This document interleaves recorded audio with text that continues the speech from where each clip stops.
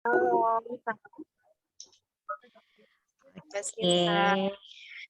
Oke, saya ucapkan selamat datang dan terima kasih Bapak Ibu ya karena yang sudah mengikuti seminar kesehatan malam hari ini. Mungkin ada yang sebagian sudah kenal atau sebagian juga ada yang belum mengetahui. Saya Diana, saya produk spesialis dari Forever Health Indonesia. Dan malam hari ini kita akan seminar kesehatan online bersama Dr. Winda. Temanya juga hari ini luar biasa tentang detoksifikasi. Dan nanti seperti biasa, Bapak Ibu selesai Dr. Winda menjelaskan, nanti bisa memberikan testimoni atau mengajukan pertanyaan. Gitu. Coba kita panggil dulu ya, Dokter Windanya sudah ada. Dokter Winda, Halo. halo dok. Oke, oke dok. Kita langsung saja ke PPT-nya ya, ke tentang detoksifikasi.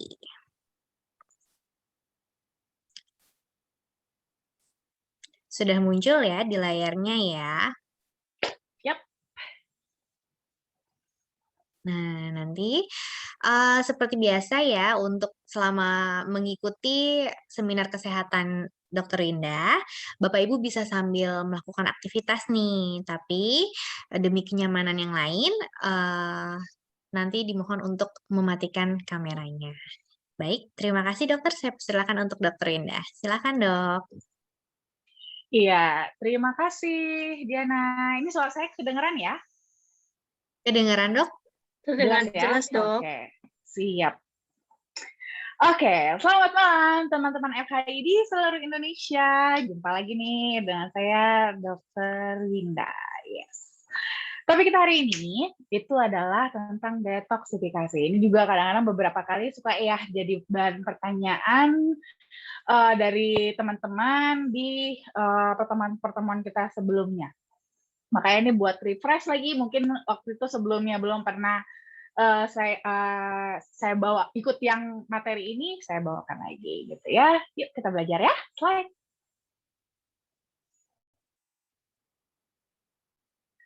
Nah, kalau kita ada ngomongin detoksifikasi, berarti kita ngomongin itu pertama itu kata dasarnya, yaitu toksin atau racun. Yang dikatakan dengan toksin atau racun itu adalah suatu substansi yang memiliki efek yang berbahaya pada sistem kehidupan kita.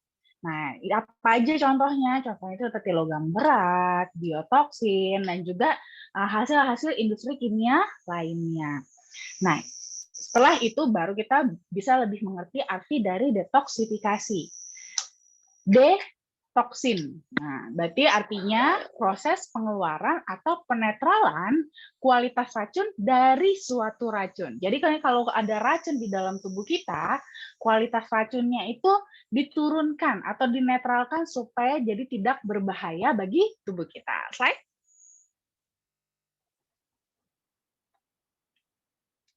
Nah, toksin ini, kalau kita ngomongin racun, biasanya nih kayaknya teman-teman tuh lebih familiar itu toksin itu yang justru yang dari luar, atau namanya itu exogenous toksin. Toksin yang kita dapatkan dari lingkungan luar. Contohnya itu dari polusi, dari obat-obatan, atau juga bisa juga yang sifatnya xenobiotik, ya, di mana itu biasanya itu namanya merupakan suatu zat kimia yang masuk ke dalam tubuh kita. Bisa melalui makanan, minuman, seperti itu masuk kategori yang xenobiotik. Dan biasanya kita familiar dengan exogenous toksin ini. Nah, tapi ternyata ada juga loh yang namanya endogenous toksin, yaitu toksin yang malah diproduksi dari tubuh kita sendiri akibat dari adanya ketidakseimbangan metabolisme. Contohnya adalah racun usus, ya, itu yang biasanya dari bakteri, parasit, atau jamur yang ada di dalam usus kita. Atau dari hormon juga bisa loh teman-teman. Hormon itu juga bisa juga menjadi toksin dalam tubuh kita. Padahal kita butuh hormon ya. Lalu ada asam empedu dan juga sisa-sisa metabolisme lainnya.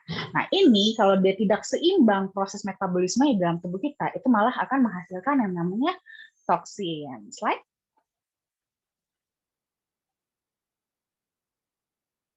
Nah, proses detoksifikasi sendiri itu kan tadi kan adalah proses penetralan racun gitu ya, penetralan racun yang ada tadi di dalam tubuh kita, baik dia eksogenus maupun yang endogenus, yang dari luar maupun yang dari dalam tubuh kita sendiri.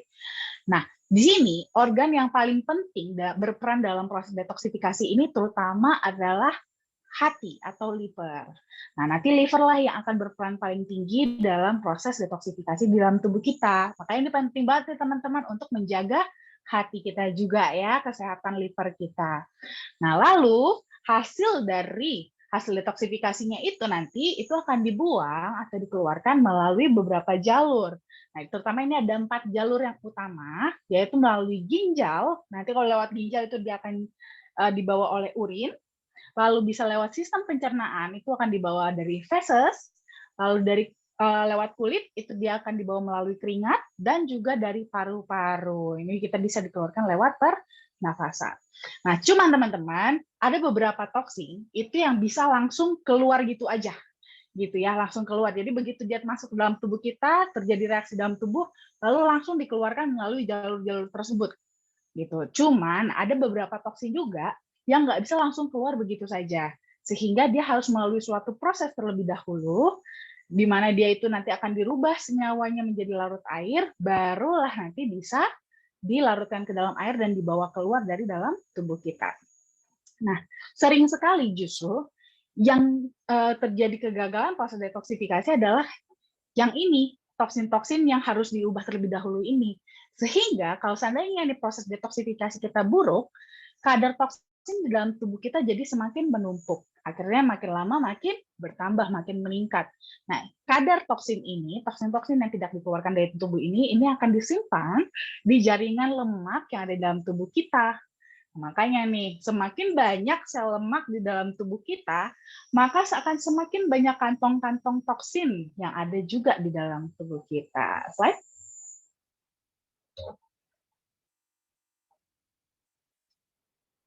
Nah, tanda-tanda kalau kita punya gejala detoksifikasi yang buruk, itu kita pertama mulailah kita akan merasa sulit untuk mencerna lemak. Jadi lemak itu yang kalau kita konsumsi lemak, itu akan cenderung malah disimpan di dalam tubuh kita. Nah, selain itu juga bisa juga jadi bau mulut, jadi sering timbul jerawat. Kalau umpamanya sedang haid itu bisa mengalami kram ya pada saat PMS-nya. Lalu juga bisa mudah hipoglikemi dan juga gampang alergi terhadap lingkungan, muncul ruam-ruam kulit dan juga sulit menurunkan berat badan kalau seandainya kita nih mau diet gitu. Slide. Nah, sistem detoksifikasi kita yang utama dalam tubuh itu ada 2 macam. Ada namanya detoksifikasi xenobiotik dan detoksifikasi antioksidan. Slide. Yang utama ini yang biasanya standar terjadi di dalam tubuh kita sehari-hari itu adalah yang detoksifikasi xenobiotik. Nah, xenobiotik ini itu dia sifatnya dapat menghancurkan zat-zat kimia dan juga logam berbahaya seperti logam berat ya. Itu dari makanan, air dan juga udara. Nah, ini nanti dia kalau umpamanya kita ada kemasukan logam-logam berat ini yang dari makanan, air, dan udara, itu dia akan dinetralkan sifat racunnya sehingga jadi tidak menjadi berbahaya bagi tubuh kita. Dan proses reaksi ini itu menggunakan sistem enzimatis. Slide. Mbak Diana boleh tolong di-mute ya? Ya, oke. Nah, nanti ada 2 tahapan reaksi dalam proses detoksifikasi xenobiotik ini. Jadi tahap pertama itu ada tahap enzimatis. Di sini akan terjadi yang namanya reaksi oksidasi, reduksi, dan asetilasi. Intinya, tujuan dari reaksi tahap 1 ini itu lebih untuk menurunkan efek toksik pada suatu bahan kimia dan membuat dia itu senyawanya bisa jadi lebih larut air. Baru nanti setelah larut air, kita masuk ke tahap kedua yaitu konjugasi. Nah, konjugasi ini adalah tahap pelarutan ke dalam air, setelah itu baru bisa dikeluarkan dari dalam tubuh. Bisa lewat urin, bisa lewat keringat, bisa lewat feses, bisa juga lewat pernafasan. Slide. Nah, cuman teman-teman, sayangnya tidak semua toksin itu bisa dikendalikan dengan sistem detoksifikasi xenobiotik ini. Yang bisa dihandle oleh sistem detoksifikasi xenobiotik ini tadi cuma beberapa aja, seperti yang saya bilang ya. Contohnya dari polusi, ya merokok, obat-obatan, herbisida, pestisida, terus juga bakar-bakaran. Kalau dari dalam tubuh kalian lebih bisa hormon, ya, steroid, asam empedu, juga bahan kimia sekuler lainnya. Nah, itu masih belum semua. Ada beberapa toksin yang tidak bisa didetoksifikasi oleh xenobiotik. Kalau kayak gitu, detoksifikasinya pakai apa dong? Nah, ini dia, kita akan memakai namanya detoksifikasi antioksidan. Nah, detoksifikasi antioksidan ini dia itu lebih ke proses penghentian atau penghancuran spesies yang sifatnya itu reaktif terhadap oksigen. Di mana ini termasuk itu contohnya adalah radikal bebas. Nah, radikal bebas tadi nggak bisa kan dihandle sama yang xenobiotik. Nah, ini harus pakai detoksifikasi antioksidan. Nah, ini contohnya juga bisa juga ya. Kalau yang dari luar kan standar seperti merokok, polutan, tapi ternyata banyak juga tubuh kita menghasilkan radikal bebas dari dalam tubuh. Seperti contohnya proses metabolisme tubuh.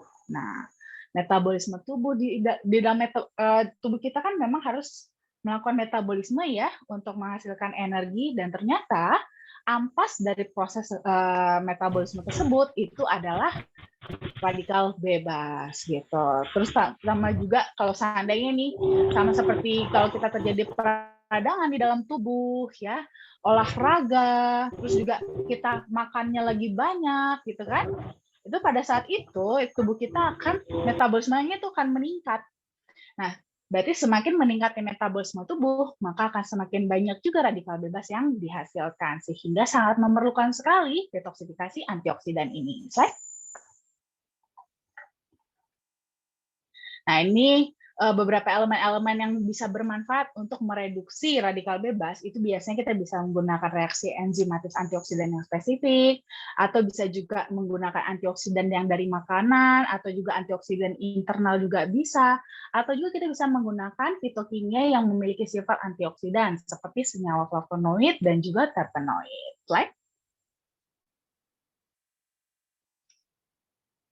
Slide. Ya, nah ini ya sumber-sumber radikal bebas yang bisa dikendalikan oleh sistem detoksifikasi yang antioksidan. Nah, tadi kalau merokok itu masih bisa dihandle ya, bakar-bakaran masih bisa dihandle oleh xenobiotik, obat-obatan masih bisa juga dihandle oleh xenobiotik. Tapi kalau dari radiasi UV, radiasi ozon itu harus dinetralisir dengan detoksifikasi antioksidan. Dan dari dalam tubuh sendiri juga itu juga sama ya. Yang bisa dihandle itu yang tidak bisa dihandle oleh xenobiotik, yaitu metabolisme energi, makan yang berlebih, terjadinya proses peradangan di dalam tubuh, dan juga karena faktor olahraga yang tinggi. Itu artinya kan pada proses-proses ini itu terjadi metabolisme yang tinggi, sehingga otomatis sampahnya atau ampasnya juga banyak, yaitu radikal bebas. Sehingga itu sangat perlu sekali untuk didetoks dengan detoksifikasi antioksidan. Memperkenalkan flavanol yang merupakan ekstrak dari biji kakao yang masih mengandung 80% kadar flavanol alaminya. Slide.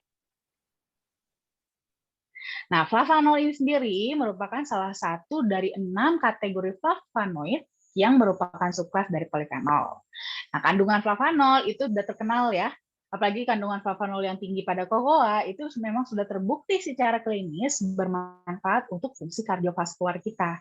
Jadi, kalau teman-teman itu mengkonsumsi kokoa flavanol, itu akan mendapatkan efek jangka pendeknya, yaitu pelebaran pada pembuluh darah kita, sehingga aliran darah bisa lebih lancar. Tapi kalau kita rutin konsumsinya, itu kita malah bisa mendapatkan juga manfaat antioksidannya dari kokoa flavanol tersebut. Namun, flavanol ini memang sifatnya gampang sekali rusak. Sehingga untuk mendapatkan kandungan flavanol yang tinggi, itu kita harus menggunakan metode ekstraksi yang tepat supaya tetap tinggi kadar flavanolnya dan nggak rusak. Nah, flavonoid dalam kokoa ini yang jadi unik itu dia karena kandungannya yang terutama adalah katekin dan epikatekin, itu justru terdapatnya itu pada molekul panjang pada senyawanya.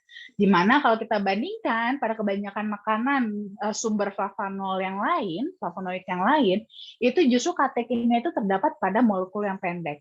Nah, karena dia ada pada molekul yang panjang, sehingga dia memiliki tangan yang lebih banyak cabang-cabang tangannya lebih banyak sehingga lebih memungkinkan untuk mengikat lebih banyak radikal bebas yang ada di dalam tubuh kita dibandingkan sumber flavonoid dari makanan lain. Slide. Nah, kita sudah ada ya di sini paten terhadap metode ekstraksi flavanolnya yang dimiliki oleh produsen kita yaitu Berry Callebaut, di mana metode yang mereka gunakan itu dapat mempertahankan hingga 80% kadar flavanol secara alami dari kakao. Di mana kalau umpamanya dibandingkan nih dengan metode konvensional, itu dia bisa merusak kadar flavanolnya dan akhirnya tuh sisa kadar flavanolnya itu hanya sekitar 40% aja. Gitu. Jadi bisa mempertahankan 2 kali lipat lebih banyak dibandingkan proses pembuatan coklat yang konvensional. Slide. Lalu kita juga ada studi klinisnya ya yang sudah dipatenkan juga. Itu ternyata ekstraksi kokoa itu ternyata bermanfaat untuk menurunkan berat badan juga. Caranya dengan meregulasi ekspresi gen dalam metabolisme lemak kita. Jadi lemak-lemak yang ada di dalam tubuh kita ini itu cenderung untuk dipecahkan dan dimetabolisme menjadi energi. Jadi ini bagus banget buat teman-teman yang selama ini proses detoksifikasi di dalam tubuhnya itu nggak lancar. Apalagi kalau seandainya kantong-kantong toksinnya banyak di dalam tubuh. Nah, itu bisa dibantu untuk dipecahkan dengan cocoa flavanol ini. Slide.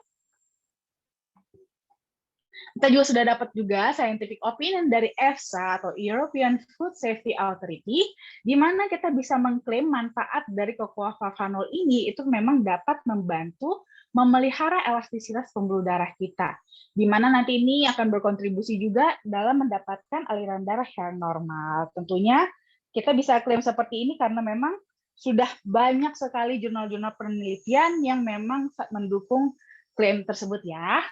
Right?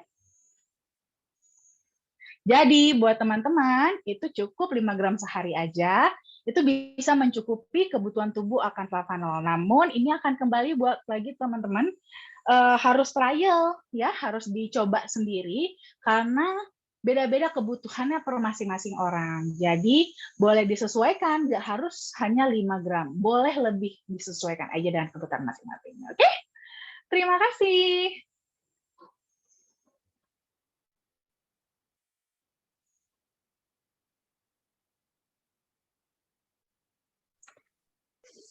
Oke, terima kasih Dokter Winda. Luar biasa sekali ya dok ya topiknya tentang detoksifikasi. Nah mungkin di sini ada yang masih bingung nih, apa sih bedanya kalau misalnya habis minum cocoa flavanol, apakah itu detox, apakah itu efek samping dari cocoa gitu. Kadang masih suka keliru ya dok ya.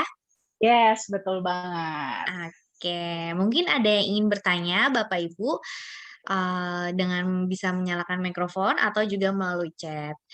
Gitu. Nah, sambil nunggu ada yang mau bertanya, saya akan Ada. informasi. Oh iya, Bapak.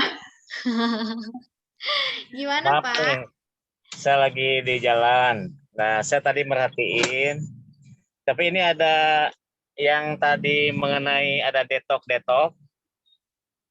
Ini ada kasus setelah mengkonsumsi Propanol, itu fisisnya setelah FUB itu keras dan tidak banyak, hanya maaf tapi ya ini jadi keras dan tidak banyak. Oke. Nah itu ada pengaruh, memang ada unsur detox sehingga jadi padat atau bagaimana, tidak ada pengaruh lain. Satu itu ya Bu ya. Yang kedua itu ada yang punya luka pada saat dia gatal itu digaruk ya Bu ya, sehingga menimbulkan lecet-lecet. Saya coba memberanikan diri, saya bilang coba nih pakai serbuk yang hijau yang originalnya flavanol ya Bu ya. Itu dicampur sama air sedikit agak kental. Saya suruh dioleskan di atas lukanya. Nah, itu hasilnya report ke saya itu ternyata mengering dan mengencang si bagian itunya itu. Nah, kalau masalah untuk kesembuhannya apa, tapi yang jelas kering lah si lukanya dan mengencang gitu. Nah, mohon penjelasannya efeknya seperti apa secara dari fluvanolnya bereaksinya bagaimana, silahkan Ibu. Terima kasih Bu Wida, Dokter Wida. Siap, terima Pak kasih Taufik. Bapak Iya. Taufik. Oke, silakan Dokter Winda dibantu untuk jawabannya ya, Dok.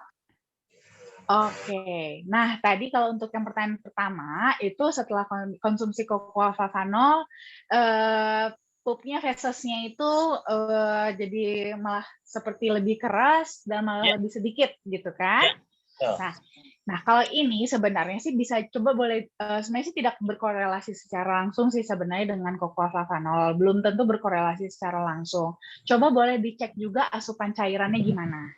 Mana tahu kebutuhan kurang minum juga bisa jadi, karena kan kita memang butuh air ya, apalagi untuk proses detoksifikasi itu air itu penting banget.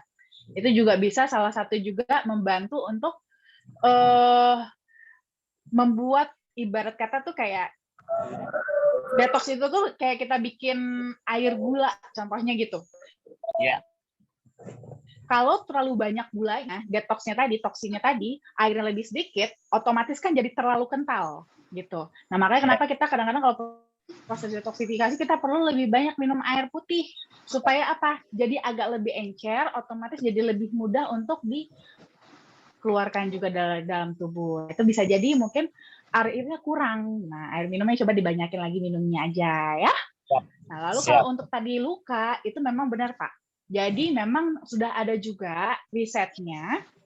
Memang kokoafavanol itu bagus sekali untuk proses penyembuhan luka, gitu. Karena di dalam kokoafavanol itu dia ada efek antiinflamasinya, gitu ya, efek anti peradangan di mana itu bisa membantu sekali meminimalisir peradangan pada luka. Dengan meminimalisir, dengan menekan proses peradangan pada luka, jadi si sel-sel kulitnya itu bisa malah lebih cepat untuk kembali intak gitu, untuk kembali membentuk sel-sel kulit yang baru. Makanya kenapa kulitnya bisa, sorry, ini campur-campur saya nggak tahu nih, ini satu-satu dulu ya. Nah, itulah yang membuat sehingga lukanya bisa lebih cepat kering, seperti itu. Oke, terima kasih dokter. Sama-sama Pak Taufik, hati-hati di jalan. Oke, terima kasih Pak Taufik ya. Jadi memang, halo, suara saya masih nyambung ya? Aman? Oh aman, Masih, soalnya tadi sempat kayak keputus videonya. Oke, Pak Taufik terima kasih Bapak untuk pertanyaannya ya Pak ya. Sudah cukup jelas ya Pak? Ya. Ya, Wah, jadi bisa. sangat jelas. Saya hanya memberanikan diri, ternyata tidak terlalu salah. Iya Pak. Jadi memang bisa dibantu dengan konsumsi air putih ataupun dari sayur buah sebagai sumber serat ya Pak ya. Oke, kemudian sambil membacakan pertanyaan dari chat, saya akan memberikan sedikit informasi. Ya, sudah muncul ya. Sudah muncul? Ya, sudah muncul. Nah, jadi ini adalah FAI Medical Consultant. Nah, ini nomor konsultasi yang mau bertanya tentang bersama Dokter Winda ya. Nah, ini bisa disimpan ya Bapak Ibu ya untuk nomor teleponnya ya. Kemudian, nah ini untuk warga Kalimantan Timur nih luar biasa sekali ya. Nanti yang mau ketemu Dokter Winda hari Minggu jam 11 Juli jam 2 Wita itu di Grand Kartika Hotel Samarinda Kalimantan Timur. Nah, ini tiketnya berbayar Rp50.000, tapi juga ada hadiahnya. Ada handphone Samsung, ada Cocoa dan hadiah menarik lainnya ya. Terus juga ada pembicara yang sangat luar biasa yaitu Bapak Yomil Putra. Jadi yang mau ketemu sama Dokter Winda bisa langsung ikut ke Kalimantan Timur. Nah, kemudian ini ada acara Rest Up Camp, training 2 hari 1 malam, dengan akumulasi kaki kecil 2.000 CV dengan biaya investasi Rp450.000 di Via Renata Puncak. Untuk informasi lebih lanjutnya bisa menghubungi Ibu Lucinta nanti ya. Oke. Sekarang saya akan membacakan pertanyaan dari kolom chat. Sudah banyak nih, Dok. Yes, rame ya. Oke, dari Ibu Gabriela. Mau nanya dong, Dokter Winda. Selamat malam. Aku masih suka gatal-gatal aja. Kenapa ya, Dok? Terima kasih. Oke. Kalau gatal-gatal seperti ini, dia bisa dua opsi sih. Pertama, bisa karena memang faktor detoksifikasinya kebetulan ibu melalui kulit. Nah, itu bisa juga tadi salah satunya ya, selain tadi keringat, bisa jadi gatal-gatal juga pada kulit, atau bisa juga kebetulan ibu ada alergi terhadap kandungan pada klorofenol. Nah, nanti mungkin boleh lebih dicari tahu dulu aja, kira-kira arahnya lebih kemana. Cuman kalau dari saya sih, opsinya kalau kasus seperti ini, biasanya yang saya anjurkan, nggak apa-apa tetap dikonsumsi aja klorofenolnya, karena kan yang kita mau ambil kan manfaat positifnya ya. Untuk gatal-gatalnya, itu nanti boleh ibu kombinasi dengan obat antihistamin, seperti CTM, boleh, atau cetirizine, atau loratadine juga boleh. Nggak apa-apa kok dikombinasi ya.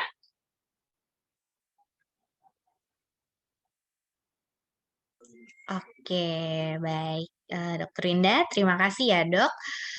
Jadi saya lanjutkan kembali ke Bapak Badri. Selamat malam, Bu. Mau nanya kalau anak udah 3 tahun tapi belum bisa jalan, kakinya seperti kaku jika dipakai untuk berjalan.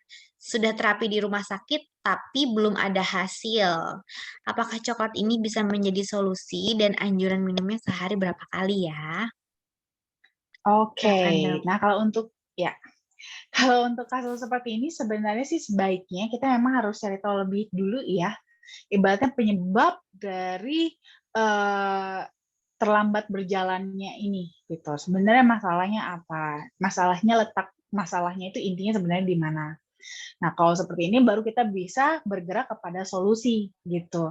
Apakah memang coklat bisa memberikan efek secara langsung atau tidak langsung pada kasus ini? Makanya jadi baiknya sih harus tahu dulu ya sebenarnya masalah intinya apa. Ini kan kita baru tahu hanya dalam bentuk gejalanya aja. Nah, ini baiknya sih harusnya tahu ya diagnosanya apa nih. Jadi kita bisa ngerti case per case-nya bagaimana. Nah, tapi kalau mau tetap dikasih coklat, tetap nggak ada masalah karena uh, tetap ada manfaatnya. Kalau bukan manfaatnya baik kepada kondisi untuk yang biasa jalannya, bisa juga bermanfaat untuk yang lainnya gitu kan.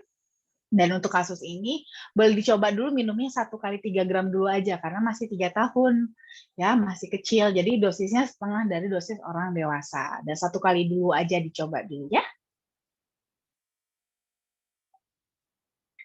sambil dipastikan masalahnya ini sebenarnya apa ya gitu itu kan lebih enak sih kita untuk menganalisa apakah memang coklat bisa menjadi solusi atau enggak gitu.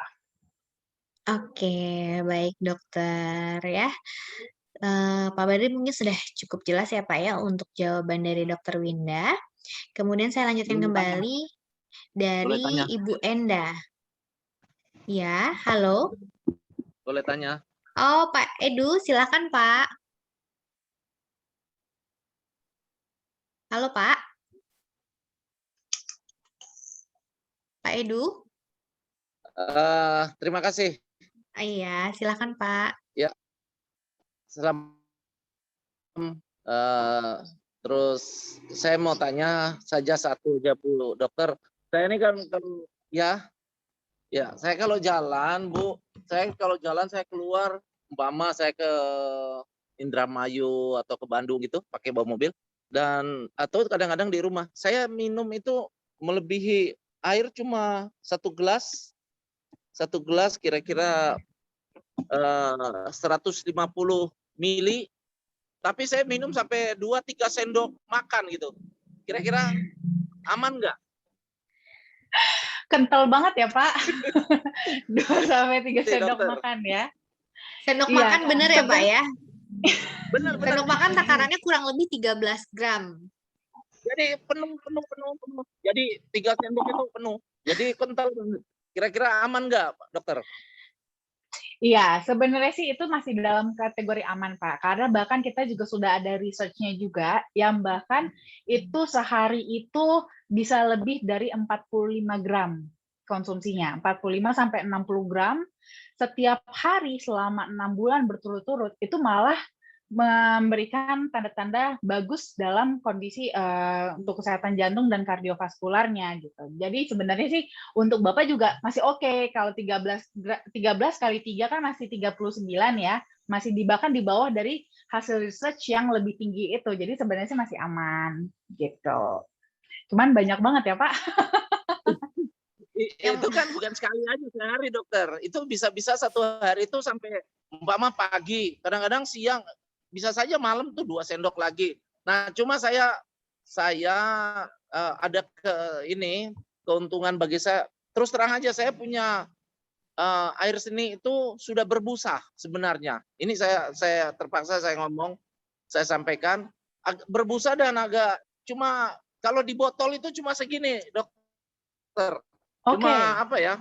Seperempat lah, Tapi selama saya minum ini, kadang-kadang dia bisa sampai 3/4, kadang-kadang sampai 1 botol, dan busanya tuh sedikit dan bening, bersih. Nah itu apa bening itu aman atau kemana itu kira-kira? Aman gitu kira-kira? Kotor nggak? Justru bening itu Pak yang target kita kalau untuk urin.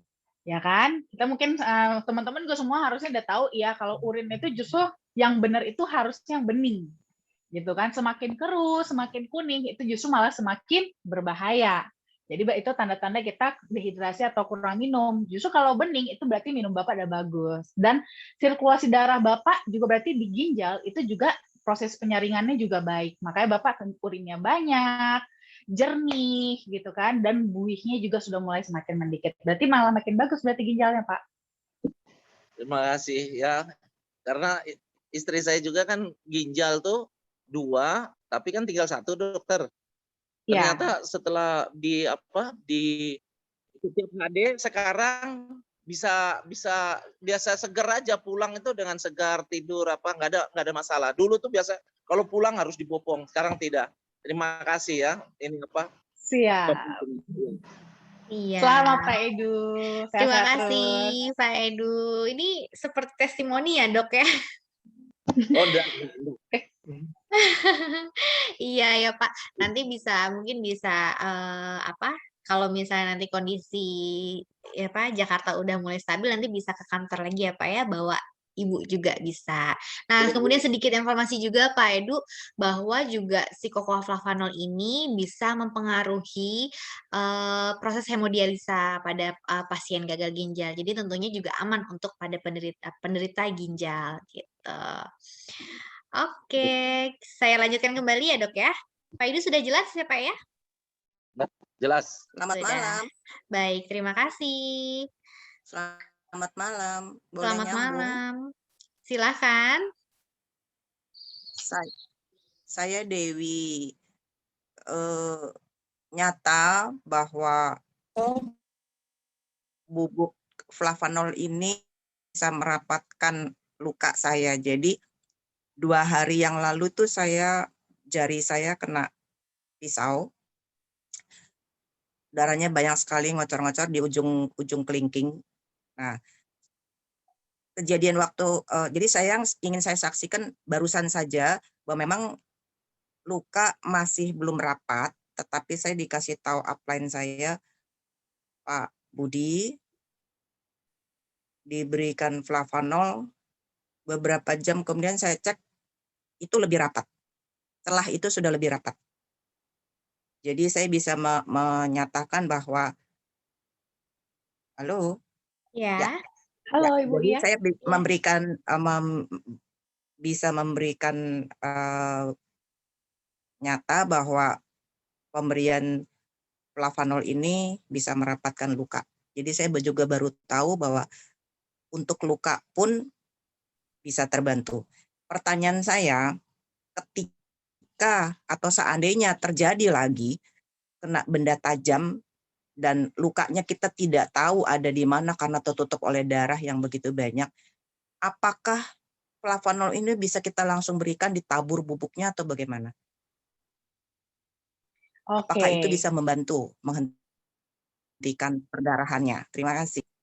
Ya, terima kasih kembali Ibu Dewi. Ya. Silakan dokter. Nah, kalau kasusnya seperti itu, boleh Ibu diolesin lagi kokoa-flavanolnya, tapi jangan hanya ditabur ya, karena kalau ditabur itu nanti malah takutnya malah terbang-terbang dan jadi malah kokoa-flavanolnya itu nggak nempel pada lukanya. Jadi nggak apa-apa, tetap dilarutkan aja, dilarutkan sedikit aja air, hanya sekedar dia bisa lebih mengental gitu ya, lebih settle gitu sediaannya, baru dioleskan di area yang luka yang berdarah tadi, itu bisa gitu. Tapi lebih bagus sih kalau bisa sih dibersihkan dulu lukanya ya, dibersihkan dulu lukanya, baru diolesin kokoa-flavanolnya untuk menutup lukanya itu gitu.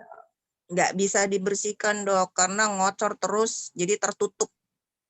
Yang bagian Nggak mana yang apa-apa. terkena kita tidak tahu karena tertutup darah terus, keluar terus. Jadi apakah tadi kalau dokter bilang kan bubuk kan takutnya terbang. Kalau gitu apakah kita buat dicampur air sedikit, kita siramkan saja. Apakah Iya, bisa bisa. begitu? Bisa, Ibu. Seperti itu aja. Jadi kasih Baik. air sedikit aja, habis itu langsung diolesin aja ke lukanya. Oke, baik. Terima kasih dokter. Ya, terima Sama-sama, Ibu kasih Dewi. kembali Bu Dewi. Ya, jadi nanti bisa dilarutin sedikit ya. Oke, kita langsung ke baca kolom chat ya. Mbak Sinta, saya mau tanya sebentar deh. Mbak Sinta, halo. Oh, dengan Diana Ibu. Iya, silakan Bu Linda. Sorry Diana, malam ini Diana. Sorry. Diana, Iya. saya minta waktunya sedikit aja ya. Iya, boleh Ibu. Saya mau tanyakan healing prosesnya pasien saya. Jadi saya dicecer abis Bu dari kemarin. Jadi healing proses dia itu aneh Bu, gitu ya Bu Dokter.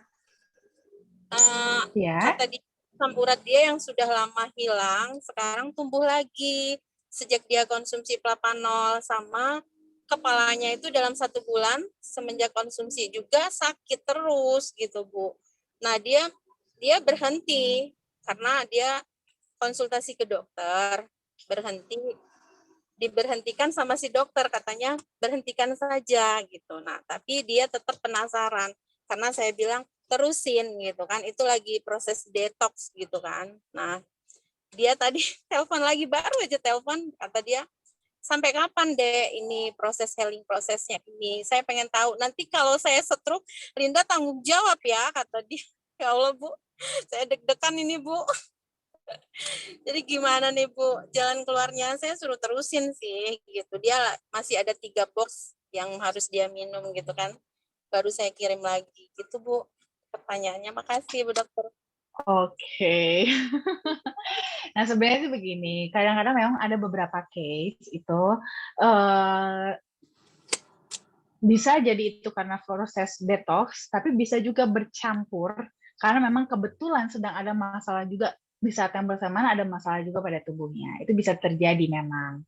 Makanya biasanya kalau kayak gini kita memang harus mengevaluasi secara keseluruhan ya. Dia ada konsumsi apa aja, suplemen apa aja, terus makannya bagaimana. Apalagi kalau kita ngomongin asam urat, itu kan sumber-sumber yang bisa menyebabkan asam urat juga kita harus tanya, dia ada konsumsi itu enggak, gitu kan.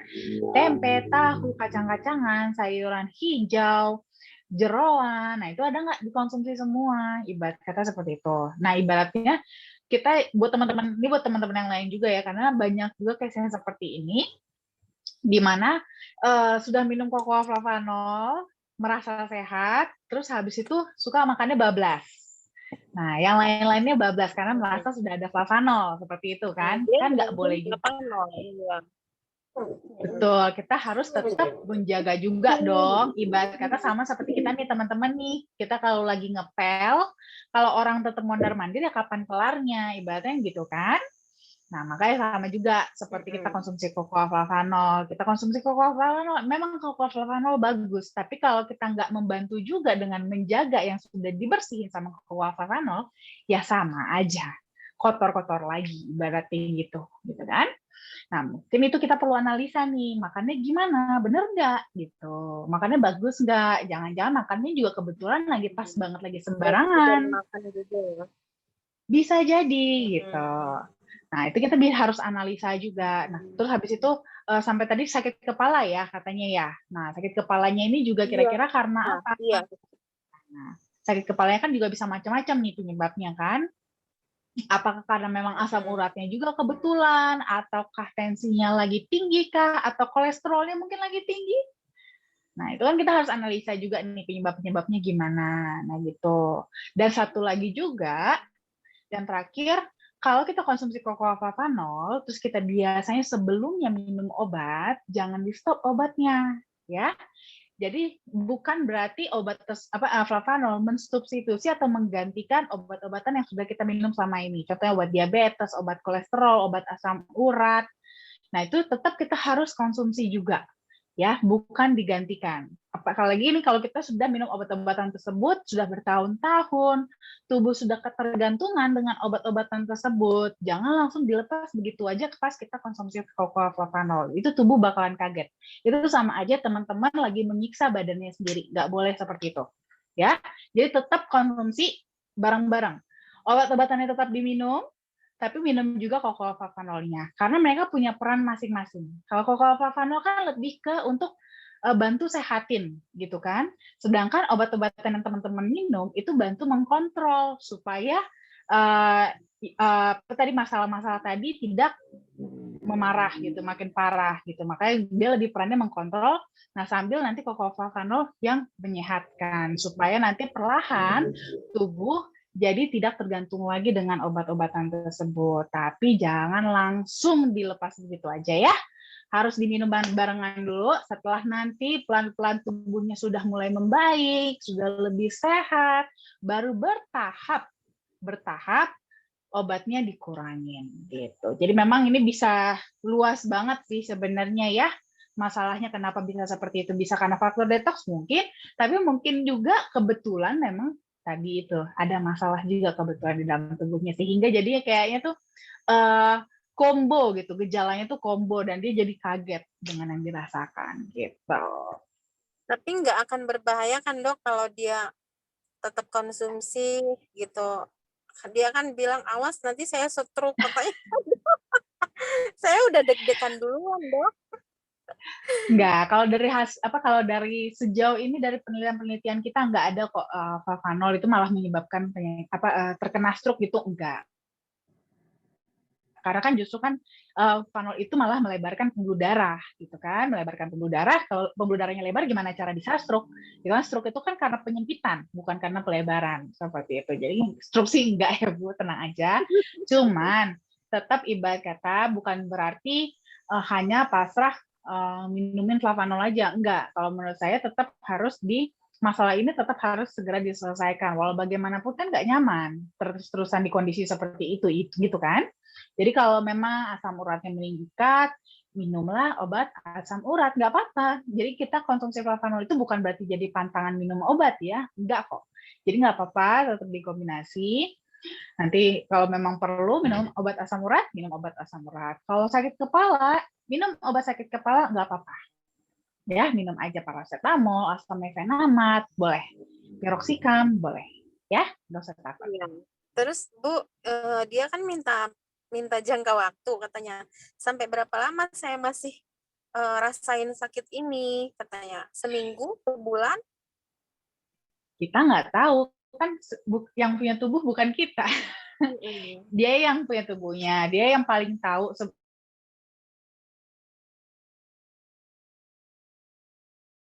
gitu kan.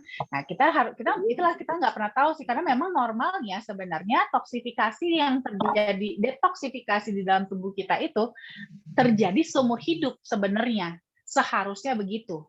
Terjadinya seumur hidup. Selama kita hidup proses detoksifikasi akan terjadi. Cuman berat ringannya yang berbeda. Gitu. Berat ringannya kadang-kadang kalau lagi berat, nah kalau lagi berat kadang-kadang ya bisa gejala lagi banyak toksin yang harus dikeluarkan, bisa gejalanya lebih berat. Tapi kalau mungkin lagi sedikit toksin yang dikeluarkan, ya kita nggak ada rasain apa-apa. Gitu. Jadi apakah ini sampai kapan? Ya tergantung ya, akan tergantung seberapa banyak toksin yang masih harus dikeluarkan dari dalam tubuh. Nah ini pun nanti biasanya akan berpengaruh juga sama dosis yang dikonsumsi. Ada beberapa justru kalau prosesnya seperti ini malah makin dihajar dosisnya makin tinggi supaya prosesnya bisa lebih cepat selesai. Nah, cuman ya ini akan kembali lagi ya ke masing-masing. Kalau kuat, dinaikin boleh. Kalau nggak kuat, tetap di dosis segini aja atau diturunin dosisnya juga boleh dikombinasi dengan obat-obatan untuk meringankan gejalanya. Gitu. Oke, Iya, oke, Dok. baik, dokter. Bu Linda, kita berikan kesempatan yang lain untuk di kolom chat ya, karena masih banyak sekali pertanyaan. Kita Oke, Bu Linda. berikan kesempatan yang lain. Oke, terima kasih Bu Linda. Nanti kalau misalnya masih kurang jelas bisa chat ke Dokter Winda di nomor tadi ya. Iya. Oke, baik dok. Kemudian dari Ibu Enda, selamat malam Dokter Winda. Dok, sekilas dok flavanol untuk COVID. Topik kita minggu lalu ya dok ya. Mungkin boleh di-share aja ininya kali ya, link YouTube-nya ya. Oke. Dan nanti Oke. kalau saya jelasin lagi nanti Oke, nanti Bu Enda mungkin bisa membuka YouTube Forever Healthy ya. Di situ ada tentang flavanol untuk COVID. Kita minggu lalu sudah bahas itu. Oke. Baik, selanjutnya dari Ibu Yulin di Gorontalo. Selamat malam dok, saya mau nanya, ada anak usia 5 tahun ginjalnya bocor, apa bisa minum flavanol? Jika bisa, berapa gram sehari? halo. Halo? Ya. Ya. Tadi sempat hilang suaranya. Oke, oke dok, dari Ibu Yulin di Gorontalo ya. Selamat malam dok, saya mau nanya, ada anak usia 5 tahun ginjalnya bocor, apa bisa minum flavanol? Jika bisa, berapa gram sehari? Silahkan dokter Winda. Oke, kalau untuk kasus ini bisa, boleh kok konsumsi flavanol karena jadi bisa malah membantu untuk meringankan beban dari ginjalnya supaya jadi nggak terlalu berat. Nah, cuman memang karena mempertimbangkan usianya masih 5 tahun, dosisnya sedikit dulu aja ya, 1 kali 3 gram aja sehari cukup.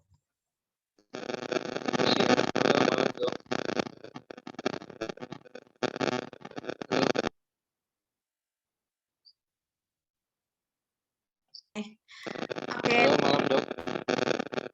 Halo Pak.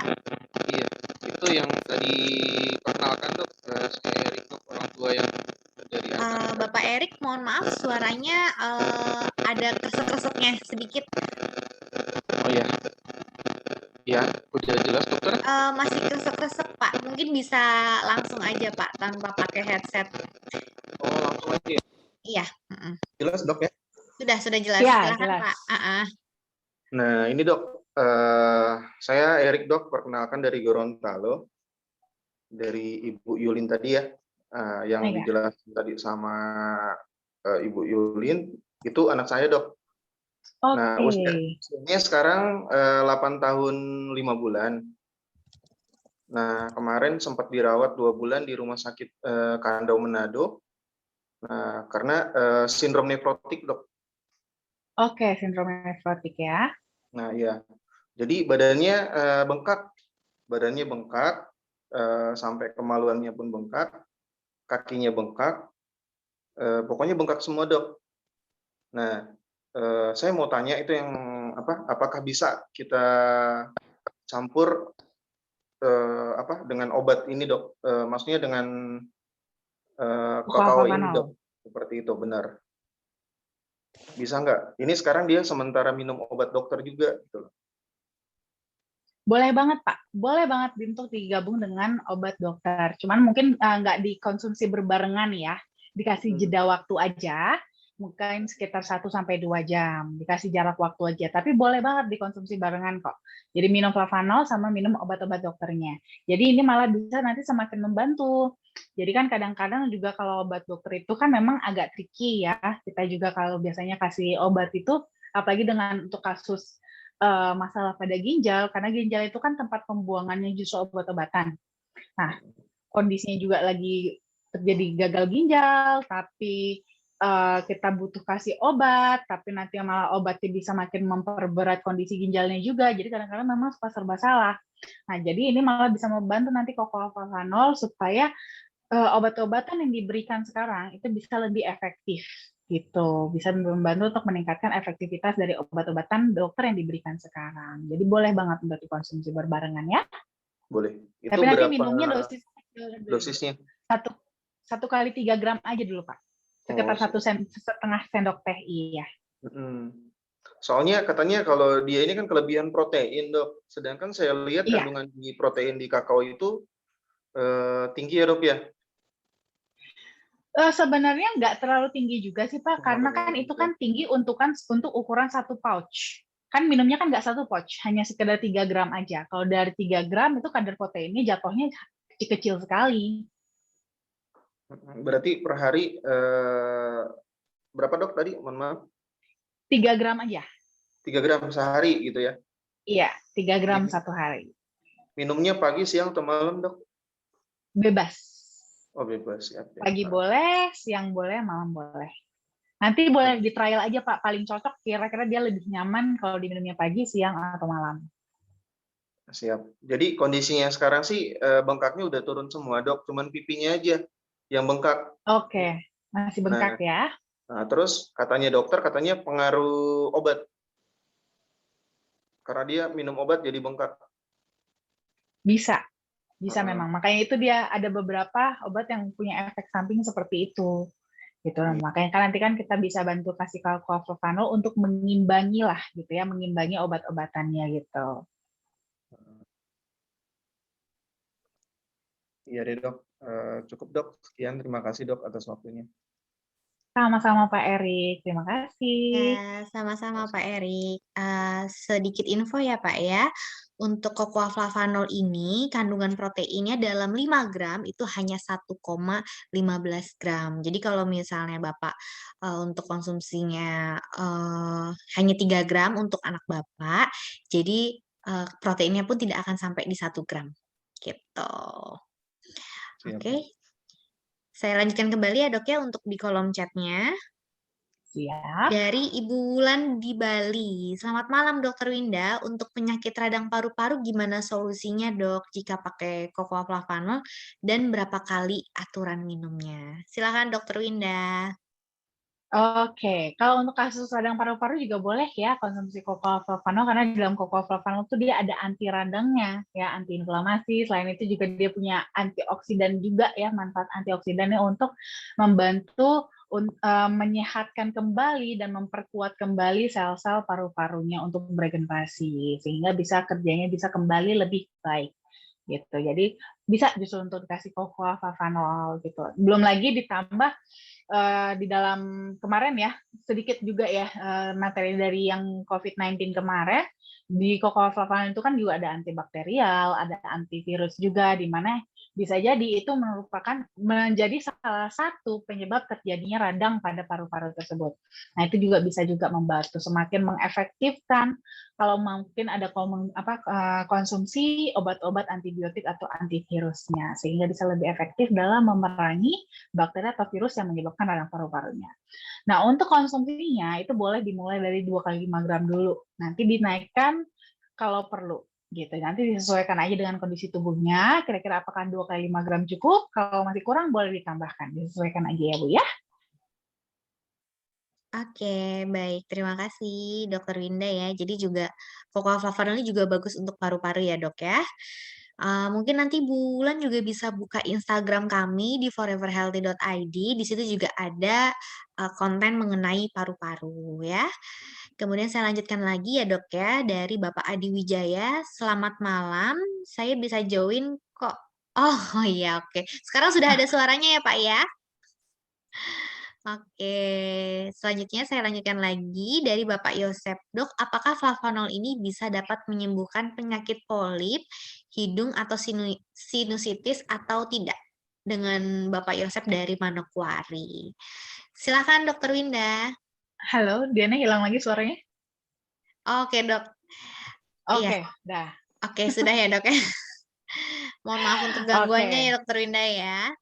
Oke, Ya, ini nggak dari apa-apa. Bapak Yosep, apakah flavanol ini bisa dapat menyembuhkan penyakit polip hidung atau sinusitis atau tidak? Dengan Bapak Yosep dari Manokwari. Oke, untuk kasus polip hidung, sinusitis, pada dasarnya kan di sini kan itu kan terjadi peradangan juga ya, salah satunya peradangan pada area THT ya, area hidung. Nah, di sini sebenarnya sih kalau untuk peran kokoaflavanol bisa di sini ya, karena di dalam kokoaflavanol tadi sama juga ya, dia ada manfaat antiinflamasinya sehingga bisa mengurangi pembesaran dari polip dan juga bisa mengurangi peradangan pada sinusnya. Nah, namun perlu dicatat, kokoaflavanol itu bukan obat untuk polip hidung atau sinusitis. Sehingga manfaat yang didapatkan dengan konsumsi kokoaflavanol untuk polip hidung dan sinusitis itu tidak bisa, belum tentu bisa secara langsung, gitu ya. Jadi pada dasarnya kan seperti biasanya saya juga suka cerita juga sama teman-teman, kokoaflavanol itu sebenarnya fokus utamanya itu adalah pada sirkulasi darah kita. Nah, kalau dia memiliki manfaat di luar dari sirkulasi darah kita, seperti tadi ya pada hidung, sinusitis, terus juga paru-paru, dan yang lain-lain, itu adalah bonus manfaat dari kokoaflavanol. Tapi bonus manfaat ini tidak bisa kita pilih, gitu. Tidak bisa kita pilih-pilih, karena tetap balik lagi kokoaflavanol bukanlah obat. Jadi perlu trial, dosis yang tepatnya berapa, dan butuh kesabaran sampai akhirnya nanti kokoaflavanol akan membantu di area tersebut, seperti itu. Jadi nanti kalau untuk dosisnya ya perlu di trial sendiri ya. Nanti biasanya sih kalau seperti ini saya menganjurkannya itu mulai dari 2 kali 5 gram, tapi nanti secara bertahap boleh ditingkatkan setelah badannya sudah mulai lebih enak rasanya gitu. Oke, baik Dok. Terima kasih ya Dok ya untuk jawabannya. Kemudian pertanyaan dari Bapak Robertus Biman. Selamat malam Dok, saya baca di testimoni yang pertama, ibu hamil minum kokoaflavanol. Yang kedua, syaraf kejepit bisa sembuh minum kokoaflavanol. Nah, pertanyaannya gimana cara kerja atau proses kerja coklat flavanol pada tubuh? Mohon penjelasannya ya Dok ya. Terima kasih. Oke, nah ini sebenarnya tadi mirip berarti ya, pas banget tadi dengan udah saya jawab sih ke Pak Yosep gitu ya. Jadi cara kerjanya tadi benar ya Pak, kokoaflavanol pada dasarnya konsep utamanya adalah untuk memperlancar sirkulasi darah dengan cara membuat pembuluh darah kita itu dilatasi, melebar sehingga aliran darah bisa lebih lancar. Nah, di mana di sini itu di darah itu kita tahu semua lewat darah ya. Nutrisi, air, oksigen, bahkan racun aja juga lewat darah gitu ya, lewat darah lalu nanti akan dibawa ke seluruh tubuh kita. Nah, terus bagaimana kok bisa coklat flavanol bisa memberikan efek-efek pada testimoni tersebut? Nah, pada dasarnya testimoni tersebut bisa dirasakan, manfaat-manfaat tersebut bisa dirasakan karena seluruh tubuh kita itu terkoneksi dengan pembuluh darah. Nah, begitu pembuluh darah kita bagus, aliran darah kita bagus, nutrisi-nutrisi, vitamin-vitamin, ataupun obat-obatan yang kita konsumsi selama ini untuk masalah-masalah kesehatan kita tersebut, itu bisa terdistribusi juga dengan baik sampai ke target-target sel yang atau target organ yang kita harapkan tadi, tujuan dari obat-obat yang sebelumnya kita minum. Nah, jadi sebenarnya peran sehingga tadi akhirnya kita bisa mendapatkan manfaat kesehatan tersebut. Jadi sebenarnya flavanol itu dia bukan bekerja secara langsung pada kasus saraf kejepit, pada proses kehamilan gitu ya, pada program hamil. Sebenarnya dia nggak bekerja secara langsung, justru dia bekerja dengan tidak langsung. Dia hanya lebih ke membukakan jalan, memperlancar jalannya, sehingga nutrisi-nutrisi yang tadi kita minum itu, kita konsumsi, itu bisa sampai semuanya ke saraf kita, ke organ-organ reproduksi, sehingga bisa digunakan oleh sel-sel tubuh kita untuk tadi bermetabolisme dan mengalami penyembuhan. Jadi seperti itu kerjanya, gitu ya. Oke, baik. Terima kasih Dokter Winda ya. Saya lanjutkan kembali untuk pertanyaan dari Bapak Jenny Fonataba. Selamat malam Dokter Winda. Saya mau tanya kenapa saya konsumsi flavanol, tensinya belum stabil, kemarin sampai 180 dan keringatnya berlebihan. Mohon penjelasannya dok, silakan dokter. Nah, ini juga bisa jadi, ini termasuk tadi salah satu juga kenapa kita perlu men-trial. Ya, di sini seperti saya katakan sebelumnya, flavanol itu bukan obat. sehingga manfaat yang kita dapatkan dari flavanol itu bisa berbeda-beda. Nggak langsung kita dapatkan begitu saja saat kita konsumsi. Dia butuh waktu untuk memperbaiki tubuh kita. Nah, mungkin pada kasus Ibu Jenny di sini, itu kenapa tensinya belum stabil? Pertama, Ibu jangan berhentikan obat tensinya. Obat tensi harus tetap diminum, ya. Flavanolnya juga diminum.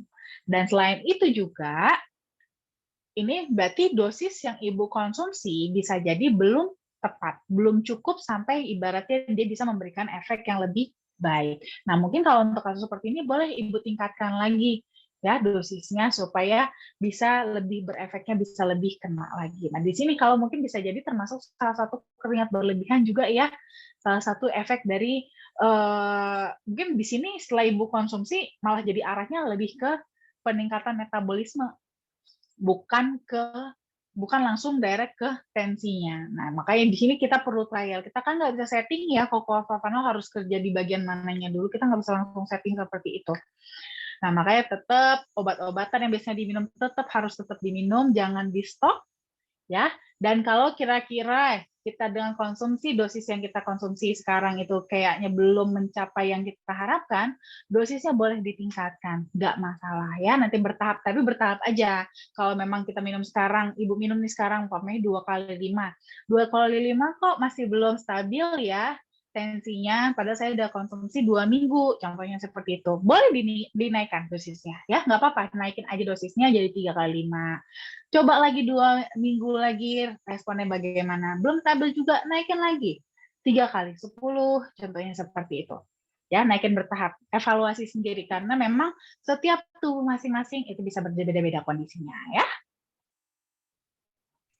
Oke, baik dokter. Saya lanjutkan lagi ya dok ya. Dari Ibu Sayanti Yuswil, apakah flavanol bisa dicampur dengan kopi? Karena setiap hari saya minum kopi dok. Wah, enak ya dok ya, coklat kopi jadinya. Silahkan dokter Mocha Winda. dong. Boleh ya Ibu ya, nggak apa-apa kok. Bisa. Kalau flavanol bisa dicampur dengan apa saja. Cuman mungkin boleh dicatat, untuk flavanol jangan dicampur dengan air yang terlalu panas. Itu aja Bu yang penting ya. Jadi mungkin ibaratnya nih Ibu kalau pas lagi menyeduh kopi, jangan pas airnya masih mendidih banget. Jangan pas lagi mendidih banget, terus ditambahin flavanolnya. Itu malah akan merusak kadar flavanol di dalam cocoa flavanol. Jadi mungkin boleh tunggu agak lebih adem sedikit gitu ya, kira-kira di bawah 80 derajat, baru boleh ditambahin flavanolnya gitu ya. Oke, baik. Terima kasih dokter. Nanti langsung dicoba ya Bu ya, dengan kopi, dengan susu, teh juga bisa. Nggak masalah. Oke, selanjutnya dari Bapak Dominikus. Selamat malam Dokter Winda. Saya mengalami saraf kejepit, sangat nyeri kalau selesai aktivitas. Saya melatih karate dan MMA. Pertanyaan saya, apakah flavanol bisa membantu penyembuhan saraf kejepit? Silakan dok. Oke. Sorry. Keselak udah sendiri.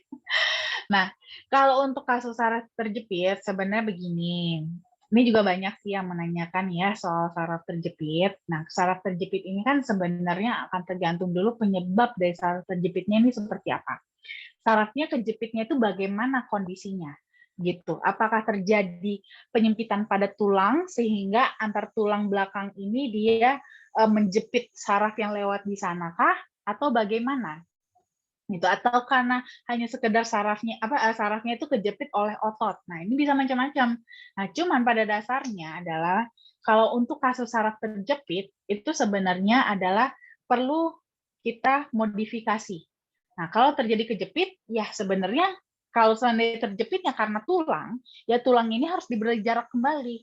Nah, untuk memberi jarak kembalinya ini, itu biasanya ada beberapa macam cara, ya. Bisa melalui fisioterapi, atau yang umpamanya untuk kasus-kasus yang berat, itu bisa dengan operasi.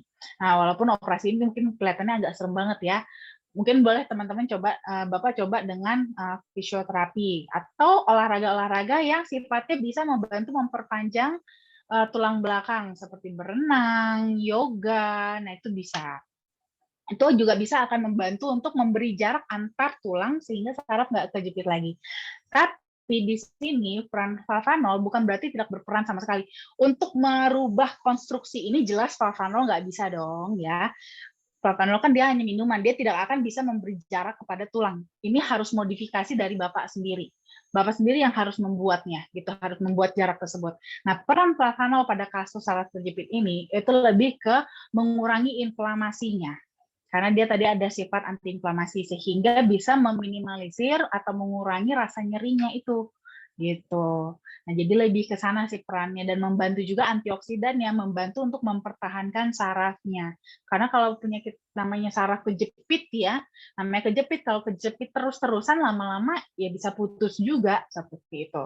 Nah, jadi lebih ke situ perannya flavanol. Tapi masalah ini tidak akan selesai selama Bapak tidak memodifikasi kondisi dari tulang belakang ini sendiri seperti itu ya. Oke, baik Dokter Winda. Kemudian saya lanjutkan lagi ya dok ya, dari Ibu Sri Fatimah. Selamat malam Dokter Winda, apakah flavanol bisa mengobati untuk radang sendi di bagian lutut? Bagaimana cara pemakaiannya? Oke, osteoartritis ya dok ya? Iya, betul. Ya, oke, silakan dokter. Nah, sama ya sebenarnya pada kasus ini flavanol bisa bermanfaat, bisa mengurangi peradangan pada lutut. Ya, karena dia ada sifat antioksidan dan antiinflamasinya. Jadi sehingga nyerinya pun bisa semakin berkurang. Namun tetap ya flavanol bukan obatnya, bukan obat untuk khusus radang sendi. Jadi tidak bisa kita mengharapkan, Ibu mengharapkan begitu minum flavanol langsung berkurang peradangan pada sendi di bagian lutut karena tidak di situ fokus utamanya gitu, dan kita tidak bisa menyetel juga dia harus kerjanya di sana terlebih dahulu. Dia bisa kerja dari mana-mana dulu gitu ya, tapi bisa flavanol bisa bekerja pada peradangan sendi di bagian lutut sehingga peradangannya bisa lebih berkurang, nyerinya juga bisa berkurang seperti itu. Tapi untuk menemukan dosis yang tepat supaya bisa memberikan efek ke sana itu harus Ibu trial sendiri. Ya, nanti dosisnya harus berapa? Bisa mulai dari 2x5, nanti boleh ditingkatkan kalau masih belum terlalu berasa, gitu. Oke? Oke, baik dokter. Terima kasih dok. Kemudian saya lanjutkan lagi dari Bapak Firman Nurholis. Selamat malam dokter Winda. Ada member saya sudah konsumsi flavanol sudah habis 3 box dan dia punya sesak nafas dan asam lambung. Tapi tanya ke saya, kaki dan tangannya pada bengkak-bengkak dok. Usianya sudah 72 tahun. Mohon bisa dijelaskan dok untuk kasus seperti ini? Silakan dok ya. Oke. Nah, kalau seperti ini sebenarnya sih baiknya sih dicek lebih lanjut ya. Karena biasanya apalagi dengan usia 72 tahun, saya sih curiga jangan-jangan sebenarnya ada penyakit jantung juga. Gitu. Bisa jadi ada penyakit jantung mungkin karena memang punya sesak dan ada bengkak-bengkak ya pada kaki dan tangan. Nah, ini bisa jadi sebenarnya dari awal sudah ada penyakit jantungnya gitu.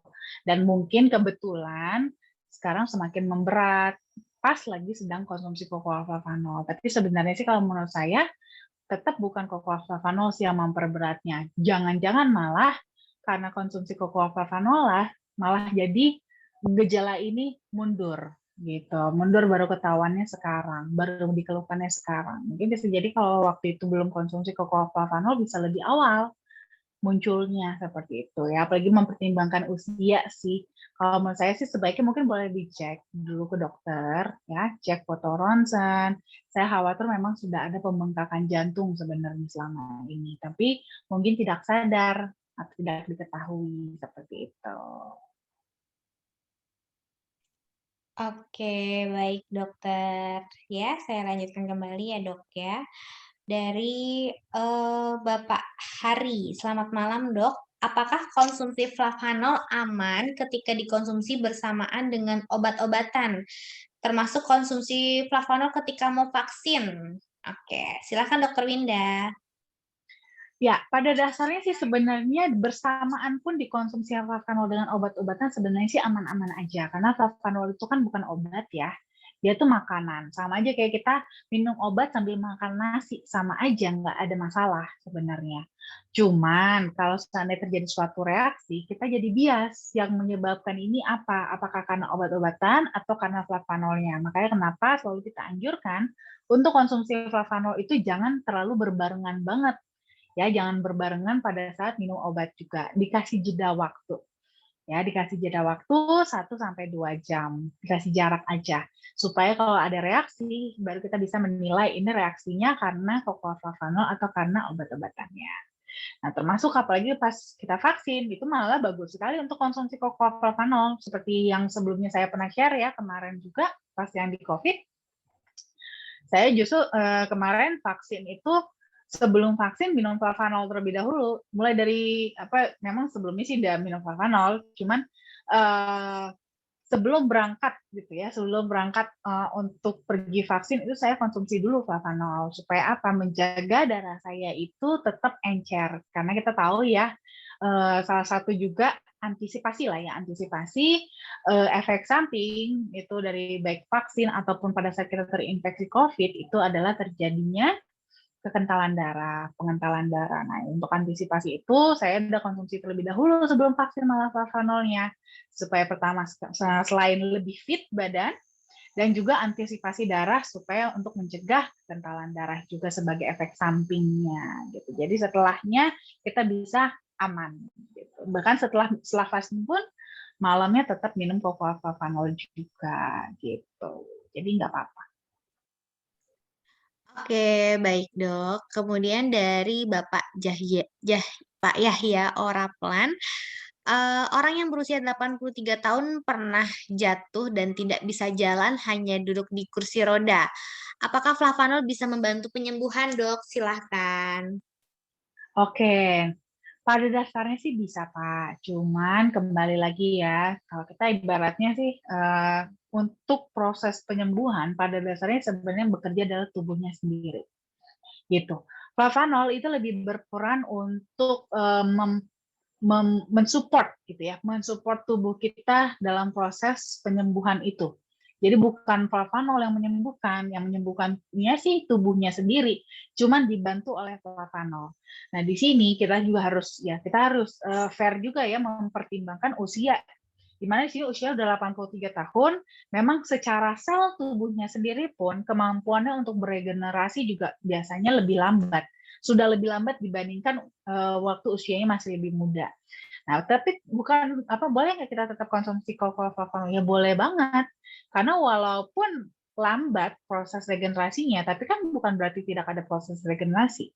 Gitu kan? Jadi kita maksimalkan saja proses regenerasi yang lambat ini dengan pemberian flavanol supaya bisa seenggaknya bisa lebih cepat daripada kecepatan yang seharusnya gitu. Jadi boleh sekali untuk dikonsumsi flavanolnya ya. Oke, baik dok. Berarti tidak masalah ya dok ya. Berwinda, satu pertanyaan Ibu. Oh iya, silakan Ibu. Untuk pertanyaan terakhir ya, silakan Ibu. Jadi gini, ada teman, kalau yang saya dengar selama ini kan dari Dokter Winda penjelasannya kalau asam lambung kan sesudah makan gitu ya. Nah ini ada seseorang yang dia ini gemuk banget gitu kan, kebetulan dia juga punya asam lambung gitu. Nah pemakaiannya itu bagaimana? Kalau dianjurkan sesudah makan, apakah nanti tambah gemuk atau bagaimana sehubungan dengan asam lambung yang dia derita gitu? Ya, terima kasih. Oke.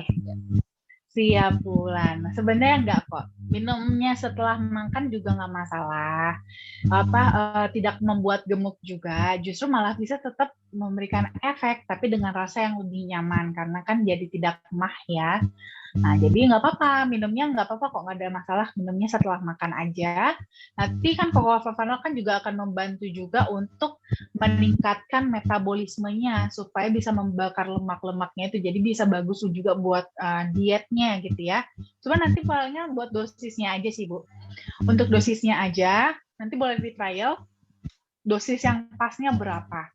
gitu. Memang sih diharapkan kalau untuk pembakaran lemak kalau bisa sih memang dosisnya agak lebih tinggi supaya lebih cepat. Tapi satu juga yang harus saya ingatkan kalau teman-teman dan mungkin teman-teman yang lain juga ya, kalau mau diet itu jangan pengen cepet turun. Karena kalau terlalu cepat pun turunnya, terlalu banyak pun turunnya, itu tubuh malah kaget, badan malah kaget, nggak siap dengan kondisi yang terlalu cepat kurus, dan itu malah bisa beresiko untuk nanti jadi kayak yoyo. Nah, malah bisa balik lebih berat lagi. Jadi nggak apa-apa, sabar aja, pelan-pelan turunin berat badannya, slow but sure gitu. Ya, jadi nanti dosisnya biasanya sih kalau untuk kasus seperti ini kita anjurkannya sih 3 kali 5 ya, mulai dari 3 kali 5 gram. Nanti pelan-pelan aja, habis makan minumnya, nanti sambil dibantu juga dengan olahraga ringan ya Bu ya. Gitu. Karena olahraga juga bisa membantu juga buat ini loh, buat mengurangi mahnya. Ya. Berarti ini nanti enggak untuk dietnya itu enggak harus sebelum makan ya dokter ya? Nggak harus kok. Setelah makan tetap juga kok sama aja. Sama aja ya. Karena ada pemikiran begini, jadi ada temen yang make ketika pengen gemuk itu sesudah makan coklatnya gitu kan. Jadi kalau pengen diet itu sebelum makan gitu. Jadi apakah seperti itu? Jadi nggak masalah ya dokter ya? Enggak kok, itu enggak seperti itu kok dia. Jadi mau kita minumnya sebelum ataupun sesudah makan sama aja. Oh iya. Oke dokter Winda, terima kasih banyak. Sama-sama Bu Wulan. Tidak perlu khawatir ya Bu ya, kalori di cocoa flavanol juga sangat sedikit kok Bu, hanya 20 kilokalori per 5 gramnya gitu. Masih kalah dengan kalori makanan-makanan instan lainnya. Oke, baik, karena sudah jam 9:17, kita akhiri saja ya untuk seminar kesehatan online malam hari ini. Kita ketemu lagi di minggu depan dengan topik yang sangat menarik juga. Untuk Bapak Ibu, jangan lupa untuk selalu patuhi protokol kesehatan, jaga kesehatan selalu, jangan lupa untuk selalu konsumsi cocoa flavanol dan memperkenalkan cocoa flavanol kepada teman dan juga keluarga. Saya Diana, terima kasih untuk semuanya dan sampai jumpa. Selamat malam, selamat beristirahat. Jumpa. Selamat malam. Dadah. Terima kasih Dokter Winda. Dokter Winda. Sama-sama ya. Terima kasih. Terima kasih. Terima kasih Bu Hesti. Terima kasih. Halo Pak Budi. Halo juga, terima kasih. Ya, terima kasih Pak Budi. Terima kasih. Sehat terus nih Pak Budi nih. Hah? Sehat terus nih, kelihatan nih. Oh, tiap hari, sehari 5 cangkir. Wah, top. Banyak testimoninya. Testimoninya banyak tentang detox tadi. Sebetulnya testimoni saya banyak. Saya bisa cerita banyak tentang testimoni. Setelah 10 bulan rutin, ya 10 bulan rutin minum 3-5 kali 5 cangkir sehari, itu detoxnya pasti banyak. Saya bisa ceritakan banyak macam dah. Dari asam urat, mau gatel-gatel, semua itu keluar. Oh. Mantap. Lain kali bikin edisi khusus nih. Ntar sekali waktu kita ketemu, kita bisa sharingkan deh. Ya,